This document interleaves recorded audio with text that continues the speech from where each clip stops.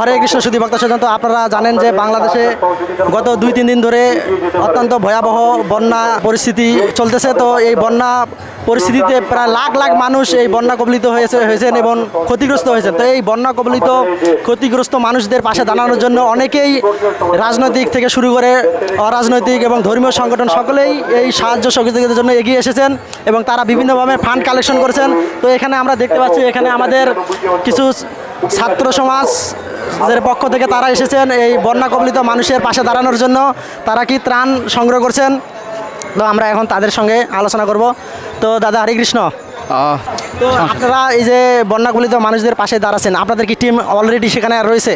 যে আমাদের অলরেডি আজকে সকালবেলা একটা রেস্কিউ টিম আমাদের ওখানে চলে গেছে, ওখানে বোট নিয়ে যাওয়া হয়েছে, ওরা ওখানে রেস্কিউ করতেছে।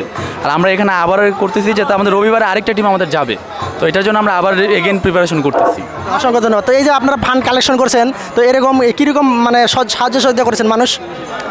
বুঝতে পারিনি মানে কীরকম সাহায্য সহযোগিতা মানুষ করছেন? বন্যা তো মানুষ করতেছে আমাদের অন্যান্য আগেও তো বন্যা হয়েছে, তখনকার থেকে যেরকম সাহস এর থেকে বেটার হচ্ছে আমাদের এবার, কারণ এবার টোটালি প্রত্যেকটা মানুষ ঐক্যের মধ্যে আসছে।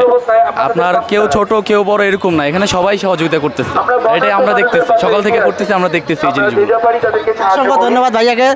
তো আপনারা দেখতে পাচ্ছেন যে সকলেই এই বন্যাত মানুষদের পাশে দাঁড়িয়েছেন এবং তারা জাতি বর্ণ নির্বিশেষ সকলের পাশে দাঁড়িয়েছেন এবং সকলেই এই বন্যা কবলিত ক্ষতিগ্রস্তদের পাশে দাঁড়িয়েছেন। তো আপনারা ইতিমধ্যে দেখছেন আমাদের স্কুলের পক্ষ থেকে অনেক টিম সেখানে গিয়েছে, বন্যা কবলিত মানুষদের পাশে দাঁড়িয়েছেন, তাদেরকে প্রসাদ বিতরণ করেছেন তাদের মাঝে এবং তাদেরকে কি নিরাপদ স্থান প্রদান করেছেন।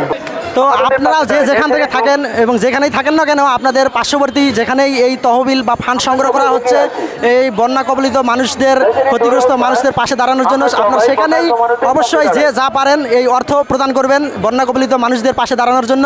আপনাদের এই অর্থ যাতে অসহায় বন্যা কবলিত মানুষের একটু হলে যাতে উপকারে আসে, তো সবাই অবশ্যই চেষ্টা করবে। এখন আমাদের হচ্ছে 20 কোটি প্লাস জনগণ আমাদের দেশে, সবাই যদি যার থেকে 1 টাকা করেও দেয় এটাই আমাদের জন্য এনাফ।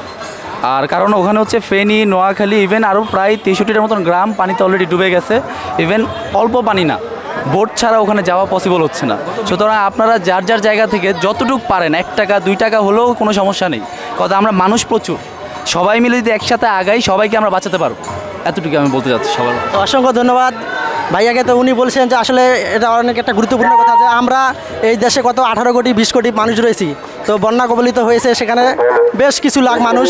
তো আমরা যদি সকলেই যদি যে যার অবস্থানে রয়েছেন সকলেই যদি 1 টাকা 2 টাকা যা পারেন যদি আপনারা যদি প্রদান করেন, তাহলে আমরা তাদের পাশে অবশ্যই খুব সুন্দরভাবে তাদেরকে আমরা সাহায্য সহযোগিতা করতে পারবো।